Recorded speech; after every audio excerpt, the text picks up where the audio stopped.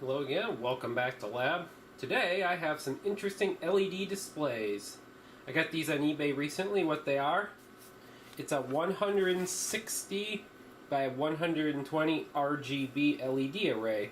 I mean, the LEDs are so dense on this that they're pretty hard to see. They zoom in, you can see some of the individual LEDs. Yes, these are all actually soldered to a circuit board. So on the back we've got our drivers here, some electrolytics. So anyways, there's 120 of the row drivers, and there's 32 of these other drivers here. And then there's a few other like 74HC245 buffers. And I mean, that's it. There's really not a whole lot. And there's a 74HC04 right there. And the rest is just drivers. And this circuit board must be quite a few layers. I don't know how many layers it is, but it's got to be a lot. And they're really hard to see, but yes, they are actually all soldered right to that circuit board. And they go right to the edge, so these displays can be tiled. I have two of them. Here's another one. And since the pitch is 1.25 millimeters, it's like 200 millimeters wide, and here it is in inches. Yes, I know it's not beware, but it's like 8 by little 8 by 6 inches about. The density of this compared to like 10 years ago when I did that first Game Boy LED, and you can see the pitch on that. LEDs are pretty far apart compared on this. The pitch on these is, it's like 7.5 millimeters or something like that. So this array is only 72 by 24. It's 24 high, 72 long. And this one's 160 wide and 120 high. So the way it's broken up into 4 sections, each 30 high. And 3 drivers runs 16 wide by 30 high, you know, RGB, hence the 3 drivers. So there's 120 drivers because there's 10 across, and then there would be 4 high times 3 for RGB, so 40 times 3 is 120.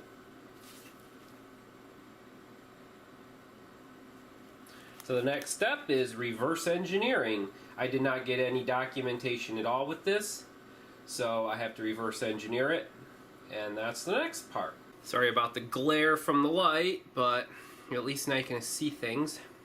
So anyways, what the goal is I'm gonna hook something up to this connector, and this is power. They did helpfully include cables with this, so... Well, and then the light bulb just burned out. Maybe there's a spire that blew up in there. Anyway, so I got 2 of these boards, and they included power and signal cables. So I have on the other board, I've already hooked those up, but that's all I've done. Here you go. Here's what I prepared earlier. So power is 5 volts on it. They give you these nice spade terminals on here, and I guess they have the wire so you can hook 2 boards up. I did some poking around. The only thing I could really find for a display this size is it's 1/30th duty cycle, and it runs on 5 volts and takes 20 watts. So that's about all I know right now. Just your standard 0.1 inch dual row doodad here. So the first step is to get this cable onto this board. To do that, I got these little headers here. So what I'll do is I'll plug these in here like this, and I'll use more of them and kind of make a little Mickey Mouse arrangement to get them to plug into here. My high-tech adapter here, don't judge me. So then this will just plug right straight into one of this, my little solderless board here, and then we can hook up to those signals. Gotta do it somehow. Fortunately, I burned a little hole in the cable. Hopefully I didn't nick anything important. I don't think I did. I'm sure it'll still work. Whoops. We just won't talk about that. So I have no idea how the pinout of this works. I mean, I have an idea of how the display itself functions because these are all pretty much the same, but I have no clue how these signals are arranged. Here, I'll hook this up to power supply. So now, this is a 1/30th duty cycle display. That means that only 1/30th of these LEDs are gonna all be on at one time, maximum. Well, that's how normally it will work. Typically, what they do, there will be 5 inputs that select which set of LEDs is going to be on. You know, there's a 5 bits gives you up to 32 combinations, so there'll be 30 combinations where LEDs will light. And then the other thing they have is these drivers here are basically a shift register with the driver output to drive the rows. Most likely, we'll find out, but there are 120 LEDs high, and since it's 1/30th duty cycle, I expect 4 rows will be lit at any one time. So it'll be the 4 rows like here, here, here. It'll be here, here, here, and here. And then the idea is you scan the data in, it latches it and it displays 1 row here, so it displays the 4 rows, and then you load the new data, it goes to the next row, the next row, the next row, the next row, and so on until the whole display is scanned, and then you just repeat it again. That's the basics of how this works. So now that we've got this set up, I'll set this over to the side here. Since this is designed for a 1/30th duty cycle scan, that means the amount of current going into these LEDs is probably going to be fairly high, more than they could handle just like steady state just being on. So what I'm going to do is I'm going to lower the voltage here. Instead of, this takes 5 volts, I'm sure. So I'll feed in, say 3 volts to start, and we'll see what happens. Looking at my now burned cable, we can see that pin 1 is right there. There's a little triangle. So that's pin 1, and they alternate. So it's pin 1, 2, 3, 4, 5, 6, 7, 8, all the way to pin 28 in the other corner. So here's the pinout, and it directly correlates with that connector. So that means I don't have to worry about figuring out where pin 1 is and all that. Next step, get out your handy dandy meter, put it on the old that mode right there, the continuity mode, because then you don't even have to look at it. You just set off the side and you just wait, listen for the sound. So what I'll do is I'll put one terminal on this ground and just hold it on there like that, and then I can just go drag it along these pins. So that's 3 pins, 25 to go. So now I'll do it again on the back side here. This back side's a little harder to get to, but it'll do the same thing. Put the ground on there. So this will be 1, 3, 5, 7. So 7 is a ground. Okay, so now we'll see if there's any continuity to 5 volts here. Because if there is, it'll make my life a little easier. Otherwise I'll have to run a wire for it. No, there it is. Yeah, 0.3, okay. So that would be 21. Okay, so we got 5 volts on pin 21. Awesome, that'll make my life a lot easier. So here's what our pinout looks like. 6 signals, so we got 20 left. Now the fun part, hooking it up to the power supply. And of course the wires are just slightly too short, so I'll have to use the old clip leads. So I'm going to set the power supply to 3.3 volts and 200 milliamp current limit. Oh hey, look at that. Just like I thought, the red LEDs did light there for a second. Awesome. So the next thing I'm going to do, I'm just going to take a wire. This is very scientific, by the way. Just going to take a wire, hold on to it with my fingers, just poke it in some of those pins and see if anything happens. Yes, this is extremely scientific here.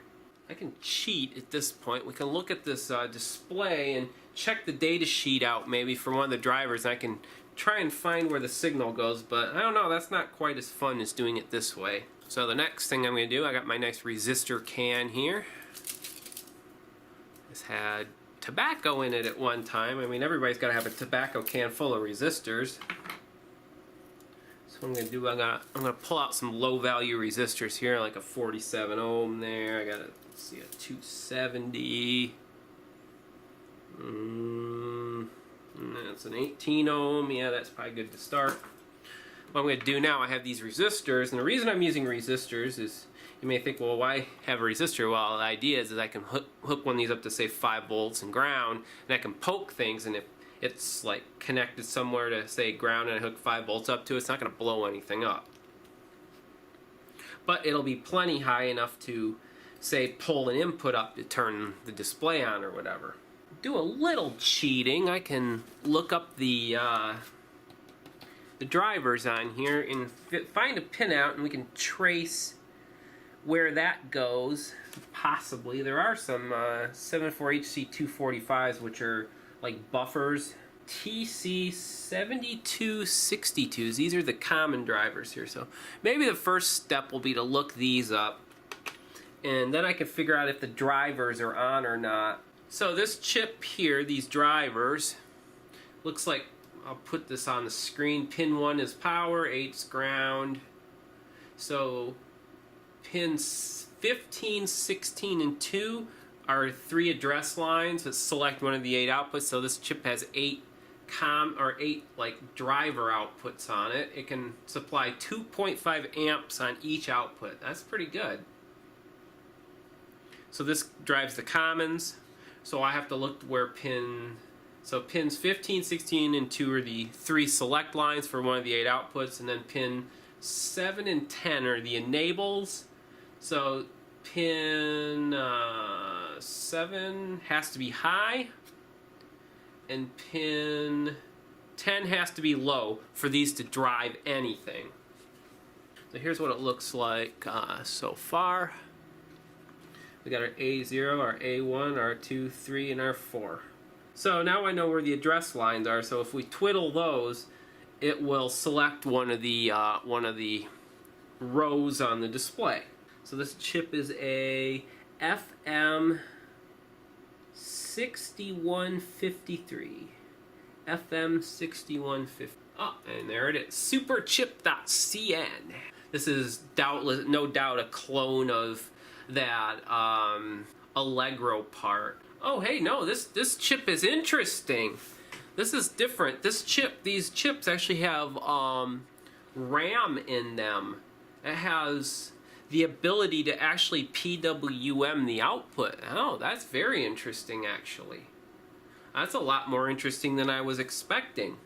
Shenzhen Fine Mad Electronics Group Co. Limited. So there's a serial data input pin. That's pin 2. So I suspect these chips are going to be connected maybe across like this. Data in is 2. Data out is 22, and it's a 24 pin chip. So the data should flow. In fact, yeah, you can actually see it. I guess the next thing to do, I'm going to figure out where the other signals connect. Like this, the data clock is pin 3. So probably what they've done is they've buffered groups of these chips. So if I check pin 3 on several of these, they're probably all going to be connected together. In some fashion. Yeah. They probably have buffered them all. So there's 5 groups all connected here, so are they all connected on this side? And they sure are. So there's 5 groups all connected, so that's going to be one of the right there. So there's 26, 24. So 22 is a G clock, or D clock. So there's D clock figured out. So that's how you clock the data into these chips. Now, unfortunately, the data is going to come into the chip over on the left, and it's under the plastic, and I can't get to it. So maybe I will take this plastic off. It'll probably make life a lot easier. No, I can't take those screws out. I don't want to break it. They're very small in here. They're really small, and my screwdriver, the tip isn't designed to drive those, so I don't want to screw anything up. Okay, moving along. I'm gonna say that's enough to get things rolling. This thing's still cooking. It's a little warm, not too bad. So now we know where the latch enable is. That's 23. So what I can do, I can make some oscillators and start feeding random clocks to this and see what happens. Everybody needs a nice big fat bag of CMOS chips and TTL chips. Yeah, I know, this is awesome. Awesome anti-static storage conditions here. So now the fun part, I gotta find some useful chips here. Ah, this is a good candidate, a 4060. A 4060 is a binary counter with built-in oscillator. So the idea is gonna be feed this display some binary count outputs, which will give me a whole bunch of different like clocks and things. So I can feed it those clocks and then start playing around with the other things and see what happens. And we don't need a bypass cap just for reasons. It probably would be a good idea, but screw it. So this chip, it has a built-in oscillator, so I got some capacitors here. I'm gonna start out fairly small. 220 picofarad. I got a 0.1 bypass cap. Hey, let's just put it on just for shits and giggles. Yeah, I know the wires are really freaking long, so it probably isn't gonna do a lot of good, but I'll put it on there anyway. Can't hurt. There, like that. Now I gotta look up the pin out of that. Get up my CAN-O resistors here. Pick some stuff randomly here. 22K, that sounds good. 1.3K. So this goes, the cap goes between, oh sorry, no, the cap doesn't go there. Cap goes to pin 9. And then this goes to 11, this resistor. Like that. And then our resistor to make it oscillate goes between that same cap and this other pin like that. So now this chip should be oscillating. Well, I'm going to put this LED on here.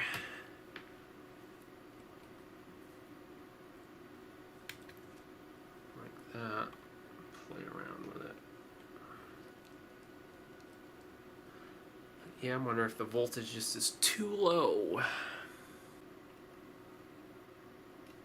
Oh yeah, now it's working. Yeah. Okay. We have oscillation. Good enough for me. Just for fun, I'm going to lower the voltage on the supply and see what happens. That oscillator. See if it quits. It slows down a little. Boop. Oh, there it just quit. Okay. We'll run it at 4 volts like that. So now what I'm going to do, just for shits and giggles, I'm going to hook up these outputs just to those clock inputs on the display. I'm going to hook the faster outputs up just for fun here. No real reason. So that this pin here, this is that A4 latch pin. Ah, hey, look at that.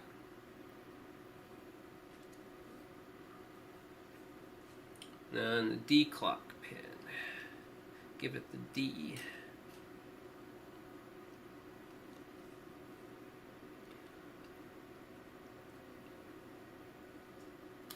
So now the next step, start poking around here. Oh wow, look at that. Neat.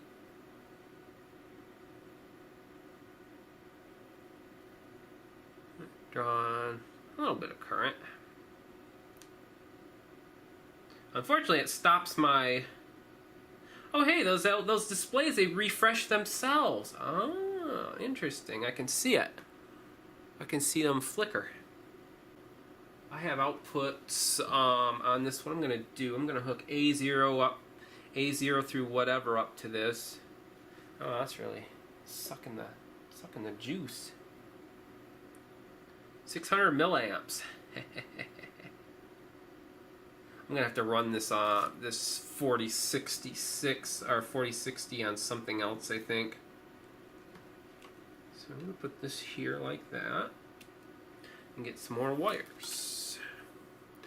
Drawing 600 milliamps. Well, they're not getting that hot, so I think that's fine. There, so that oscillator should continue to oscillate no matter what. So we got 4 volts on the panel. Oh, that looks cool. Wow, that's really neat.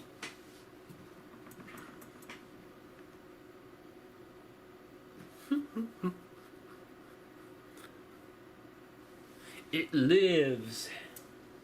So now I gotta find that last address line. I'm not sure where it is, but we'll find it. I can do that by using another wire and putting it on the other bit of that binary counter, and then we'll see when the other half of the display starts to work.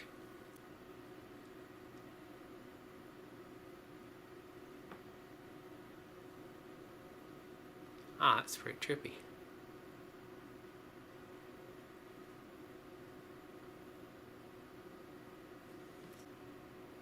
That's definitely one of the address lines right there. It's not very warm. Oh, cool. I like the binary count going on there. Huh. Neat. I wonder why it does that. Well, I got the plastic off. Found a screwdriver to do it. There, wow, that's so much better. So now I can actually poke with the meter and figure out where those data lines are. So that'll make my life a lot easier. Then I know what pins not to worry about. 10, D11. So yeah, pin 2 is the, so there's the pin out now. It's pretty much complete. I can't believe they just run those screws into the circuit board. Oh well, that's what they did. Okay, so pin 2. So I have all the pins figured out for that. I could connect all those data lines together, I guess, so I know where they're all at. Well, if you need to connect the whole bunch of things together, it's easy to use resistor networks. Those pins don't fit very well anymore, so then what I'll do, I'll connect the commons together. So now all 12 of the data lines are connected in parallel, so I can drive all of them with one signal. There, like that. So now I got data going into all of those data inputs all at one time. Great. Well, what we have right here is a soldering failure.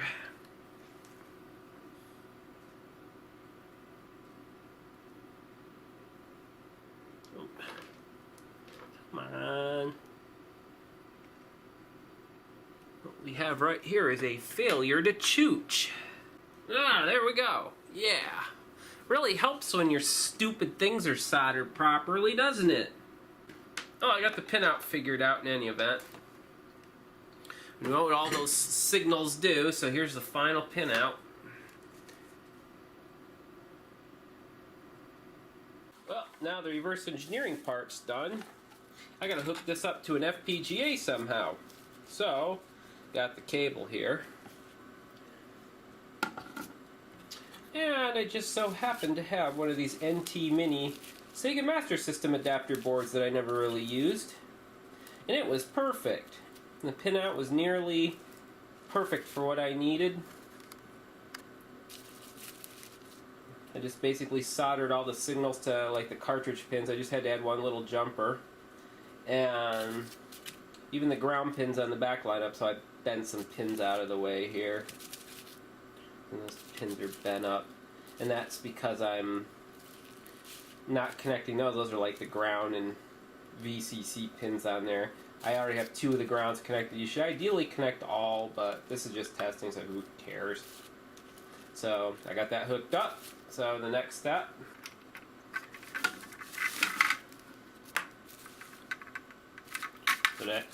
is the NT Mini. So just plug that into the Famicom port like that. Kind of hard to see, but you just plug her into the Famicom port. Plug this sucker up in here like that. Give it some 5 volts, and we're off to the races. That's pretty trippy. Looks pretty neat. That's what happens when your voltage is really low, because the current is too high. Hold on to your hats, it's handheld. So, playing around with this thing, trying to get it to work, and I had the current set too low, 1.2 amps there, so we're only getting like 2.7 volts, and This thing's just going absolutely nuts. It looks really cool though. Change the current here. Doop, doop, doop. Lower it. I like how everything gets all red and green because the blue doesn't have enough voltage now.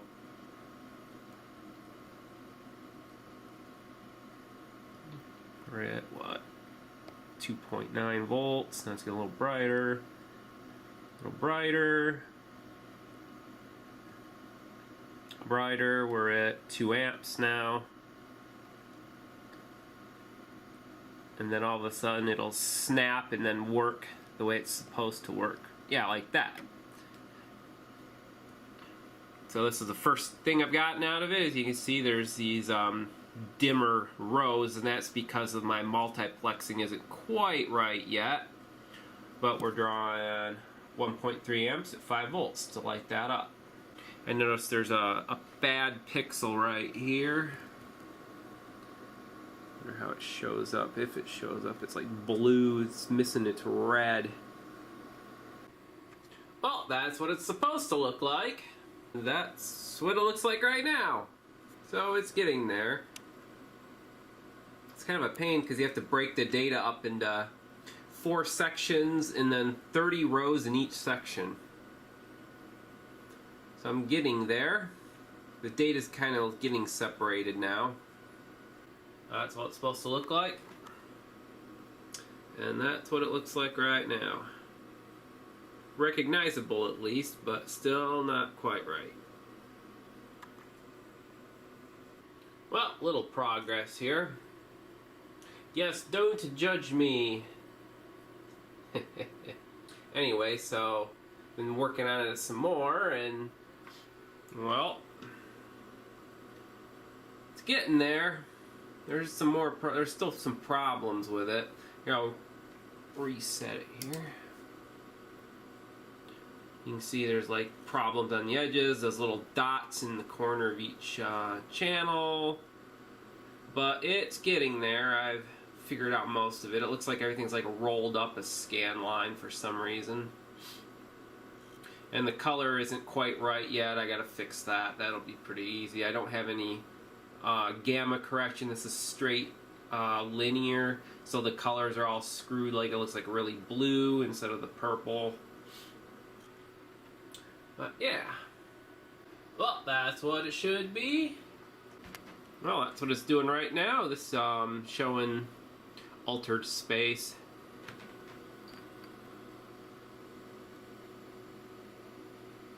I'm getting one bad column on every driver. The pixels are shifted up by 1, it looks.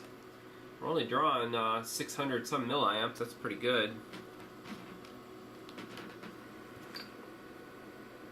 It's nice and sharp. That looks kind of funny that way with the column shifted up, but almost there. That's a little ghosting I noticed, so there may be some timing issues still, but it's working. Here's this game again. Now the little intro looks pretty good. Some junk on the side there I noticed.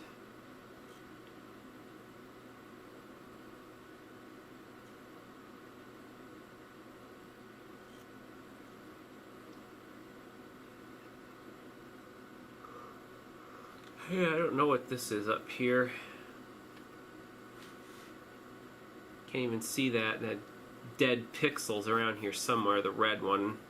I think it might be on one of these boundaries, so it makes it really hard to see. I don't think it's that. That's one of those columns. Well, that's what I got right now, so hopefully next time it'll be 100%. Well, here it is. I got it mostly working. Drawn about, what, an amp? And there's the picture. It looks pretty good. I'll have to set the camera up, lock the white balance, fix all of that to show off like the brightness changes. But there is a few issues, like when you scroll, there's some tearing. You can see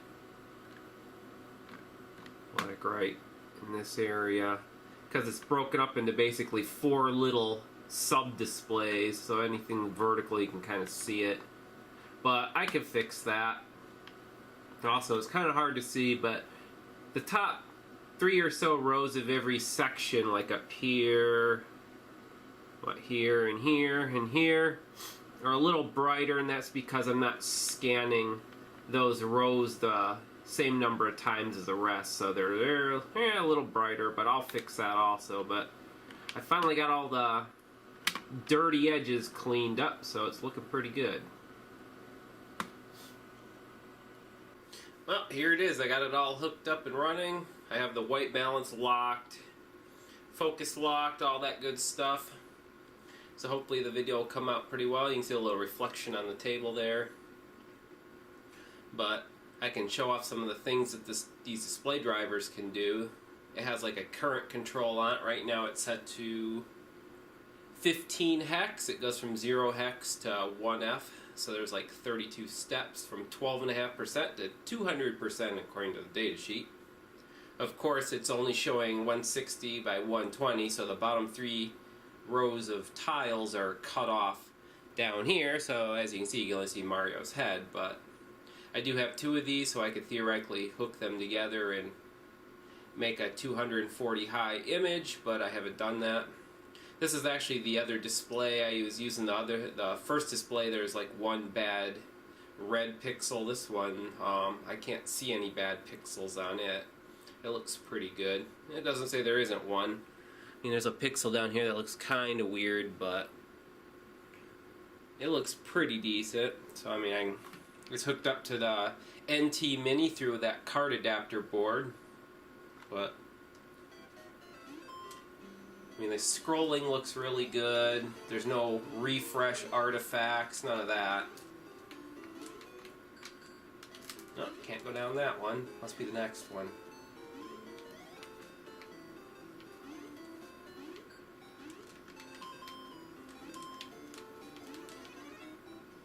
What is it? This next one? This one? Nope, I must have missed it.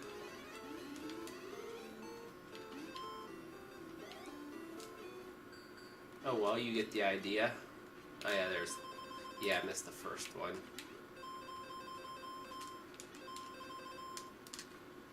So it's just using the standard NT Mini core for this with a few modifications that sends data out to this LED display.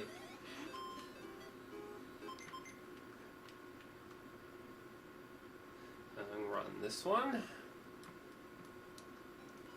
I've already played it a little bit.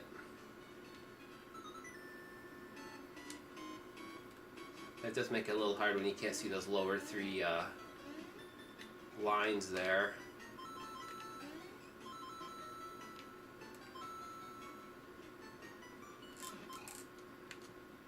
You see the display there flash. That was it actually saving the data. So I'll get out a Game Boy here. We'll go into Game Boy Color.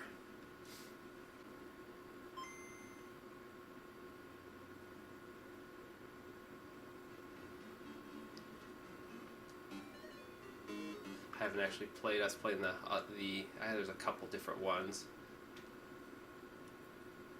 Oh, that's pretty cool.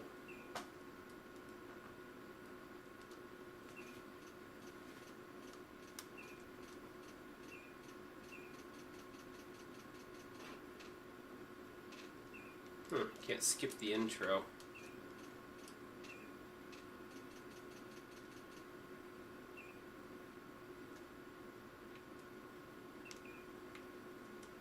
Let's see, let's try Wario Land 3.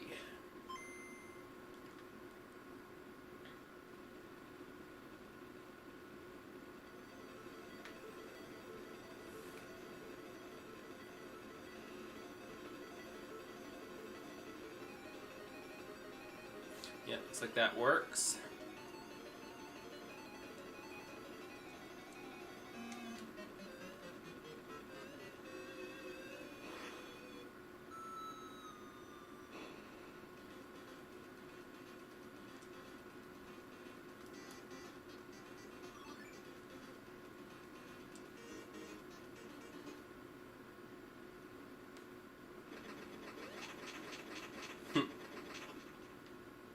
That looks really sharp.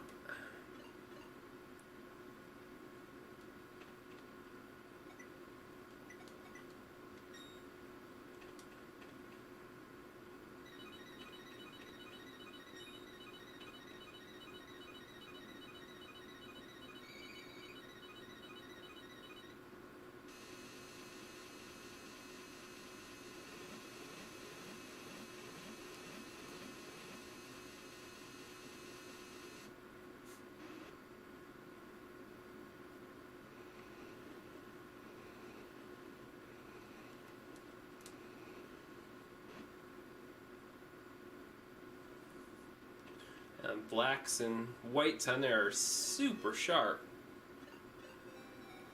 There's no ghosting or anything.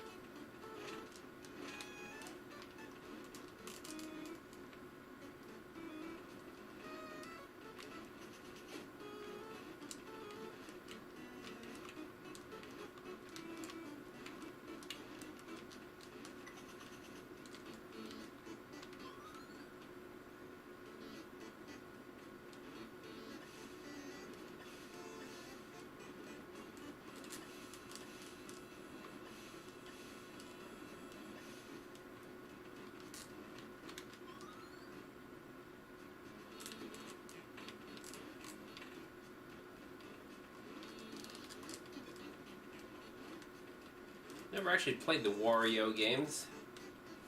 Game Boy Color was a bit after my time. Well, looks like that works. I like how it does that when it saves. It stops the scan there. Let's see.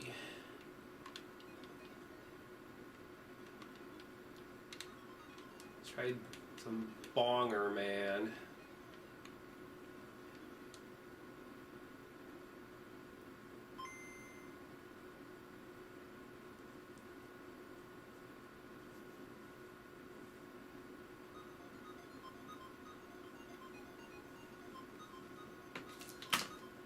While it's doing that, I'll demonstrate the thing I was talking about. Here's the lowest brightness it can do.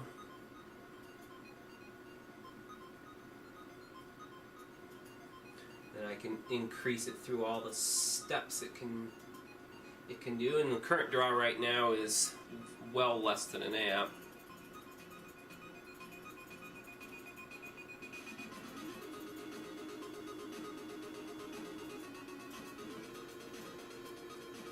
So here's the dimmest it can do, and then the brightest it can do. Bam! That thing looks super sharp. Every life form, even the squirrels.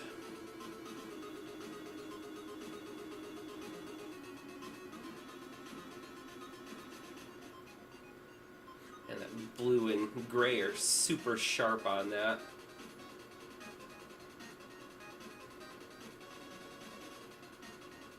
I don't think the camera's even picking up any scanning artifacts since it only because it scans at about 1 kilohertz, so I don't think it's even picking any artifacts of that up. It shouldn't. I mean, it looks absolutely sharp in person. There's no refresh artifacts that are visible at all, and when it scrolls it looks really good. There's no tearing, there's no bleeding, no ghosting.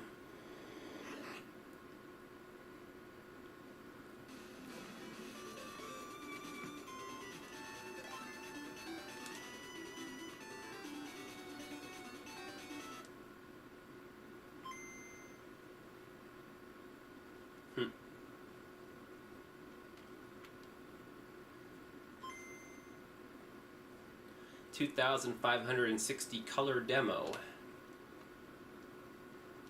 That seems to work pretty well. The gradient looks really nice. Let's see, I'll adjust the gamma curve. I wonder if it's visible on the video.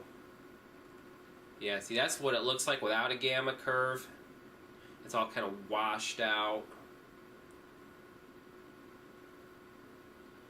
And then with a nice decent gamma curve, it's got a nicer gradient on it.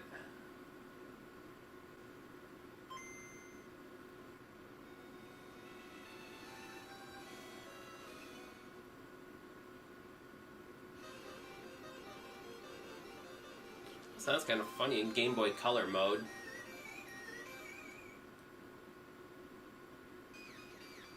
Got those polar coordinate rotating dots there, look awesome. There's absolutely no ghosting. The black areas are black and the light areas are light. There's actually an anti-ghosting function on those drivers. I'm not sure what it does. The datasheet doesn't say, but I turned it on. And turn it off and see what happens. It doesn't really seem to do it. Oh yeah, you can see some ghosting on there. A little bit of ghosting.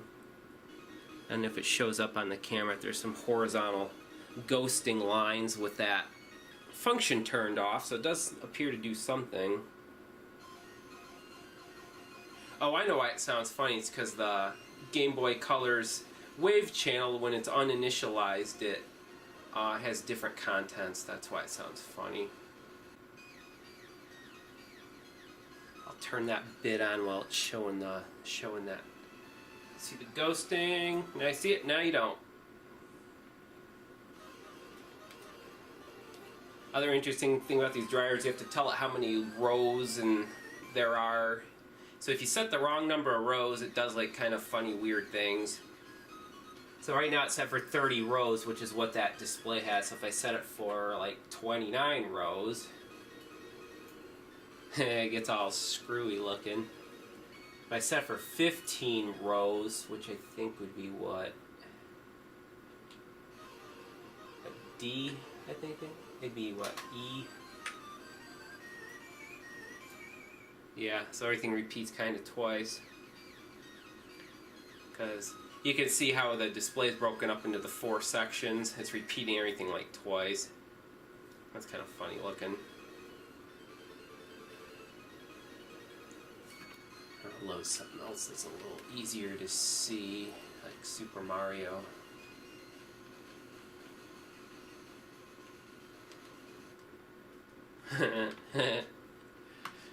So that's what happens when you put the wrong number of rows in. Put the right number back in there. And then the other thing, I can actually halt the display. I can tell it to stop writing data into it. Like that. So now the display is actually refreshing itself. Well, you have to clock it, but it can actually keep showing the contents, which is what it's doing. I can start it back up again. And this display has an interesting thing. You have to clock it a certain number of times. So right there I just added an extra clock. So now if I disable the display refresh, that's what ends up happening, because now the refresh in the scanner kind of not the same anymore. So it causes it to roll like upwards, and you can actually, if you do one fewer than it's supposed to be, it'll roll downwards. And if you do the right number, it will stop. But since it's been stopped in the wrong place, the refresh is no longer correct, so it kind of looks blurry, and it's no longer rolled to the right place. So I found that kind of interesting. And then I had another problem where I wasn't synchronized to the Game Boy properly, so there now it's not synchronized properly anymore, so the scrolling's kind of all screwy. So if I run a game that has, like, I'll run Mario Land 2 again, Makes it easier to see because the whole screen will scroll. Let's get out of this stupid. So now you can see up here it's all tearing. But if I tell it to refresh at the proper place on the screen, like that, the tearing magically goes away and it looks perfect.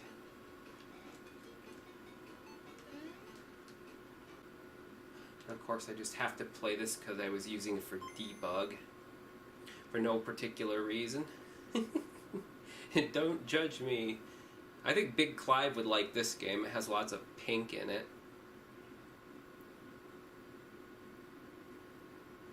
That's a CD, but this is like a ROM chip. How does that work? I still gotta fix that palette issue right here. It's weird how it fixes when it does the fade, so it's fine, and then when it comes in all the way, it's wrong. Not sure why it does that.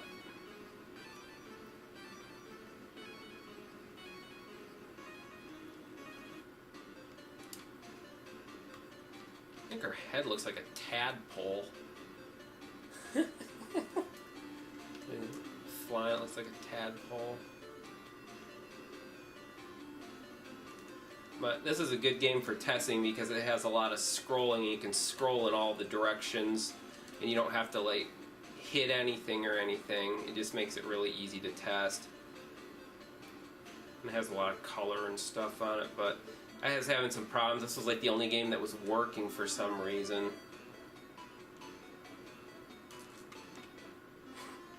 Like when you look down, looks like she's like bent over in some weird position that a human normally can't bend in. It's weird, if you press up and down when you're moving, it doesn't do it, but only when you're stopped. I'm still trying to figure out what this person is. They have like one eye, I guess. I know there's not a lot of pixels, so it may be a little hard to draw two on there, but there you go.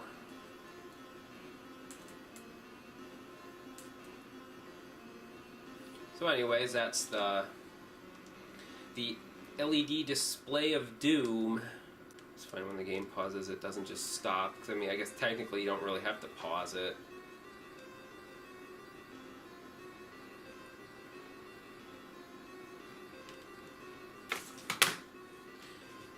I can zoom in on that.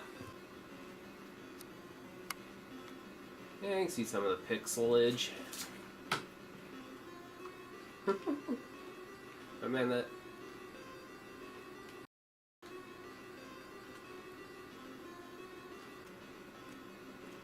stop the camera down here. There, with the camera stopped down, you can really see those LEDs. It's not quite as bright as it was, but you can actually see it. Still a little washed out, but you get the idea. LEDs are notoriously difficult to photograph. So that's that. That's the LED Gameboy display for 2019 versus the 2008 version I did before.